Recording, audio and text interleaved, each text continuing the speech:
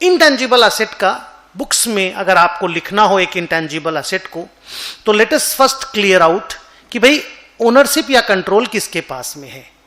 जिसके पास ओनरशिप या कंट्रोल होगा वही उस असेट को अपनी बुक्स में लिखेगा। अब ओनरशिप का बात क्या है कि अगर उस इंटेंजिबल असेट का कोई डॉक्यूमेंट्री एविडेंस है, कोई डॉक्यूमेंट ऑफ टाइटल है और वो टाइटल मेरे नाम पे है, तो I am the owner of the asset, I will recognise it. लेकिन अगर उसका कोई डॉक्यूमेंट ऑफ टाइटल नहीं है तो उस असेट से होने वाली इकोनॉमिक बेनिफिट को कंट्रोल कौन करता है? जो करता है उसके पास असेट का कंट्रोल है, वही उस असेट को अपनी बुक्स में लिखेगा। ओनरशिप और कंट्रोल का इश्यू इस तरह से सॉल्व होता है। पैरा रीड करता हूं मैं, मेरे साथ देखिए।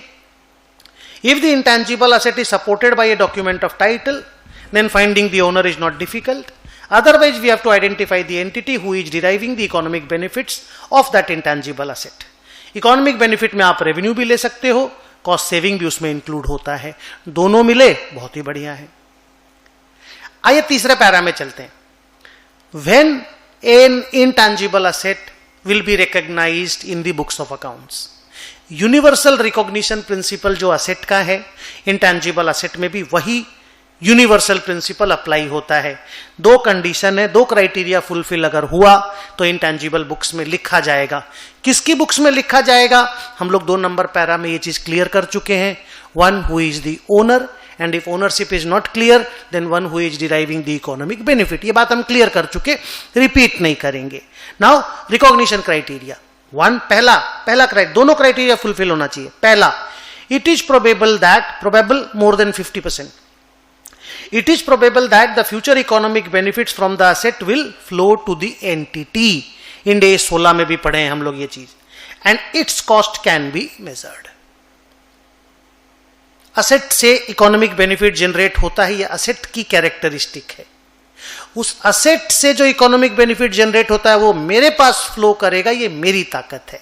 और अगर मेरे पास फ्लो करेगा, इसकी प्रोबेबिलिटी मोर देन 50% है, तो मैंने पहला रिकॉग्निशन क्राइटेरिया फुलफिल कर लिया। मेरा कॉस्ट कितना लगा उसको अगर मैं मेजर कर सकता हूं तो मैंने दूसरा क्राइटेरिया भी फुलफिल कर लिया। अगर दोनों क्राइटेरिया फुलफिल कर लिया तो that asset will be recognised in my books because I am the owner, I am the person who is controlling that asset. अगर ये क्राइटेरिया फेल होता है तो भले वो असेट ही हो, भले वो असेट का क्राइटेरिया की आइडेंटिफाइबिलिटी, फिर तुम्हारा वो क्या नाम नॉन मॉनिटरी असेट, फिर वो जो भी तीन बात बोले थे ना, नो फिजिकल सब्सटेंस, वो सब फुलफिल होने के बावजूद अगर रिकॉग्निशन क्राइटेरिया फेल हुआ तो हम लोग उस जो भी मेरा खर्चा लगा है उसको P&L में डाल के एक्सपेंस बोल करके राइट ऑफ कर देंगे। तो यहां तक का समरी ये है कि 3 कंडीशन फुलफिल हुआ तो एक असेट इंटेंजिबल असेट बना, आइडेंटिफाइबिलिटी, नॉन मॉनिटरी असेट और नो फिजिकल सब्सटेंस। ये 2 क्राइटेरिया फुलफिल हुआ, प्रोबेबिलिटी की इकोनॉमिक बेनिफिट मेरे पास फ्लो होगा और कॉस्ट में मेजर कर पाऊंगा, तो asset will be recorded in my books और I will record the asset. यही रीजन है बच्चों कि सेल्फ जनरेटेड गुडविल को बुक्स में रिकॉर्ड नहीं किया जाता।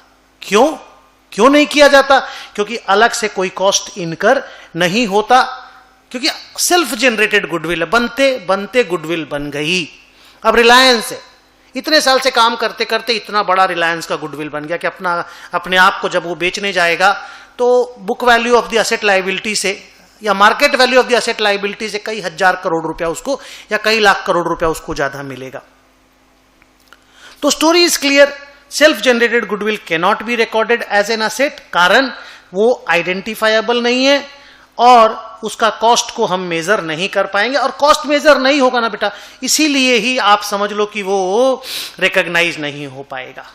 आगे